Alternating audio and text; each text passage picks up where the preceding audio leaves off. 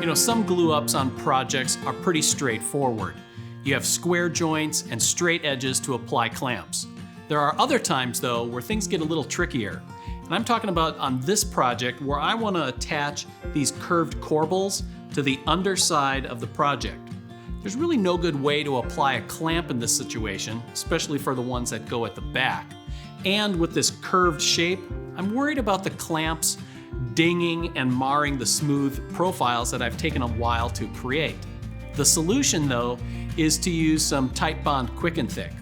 We're gonna put a dab of glue on the top, run a small bead on the back side, and then play human clamp for a few seconds, holding it in place.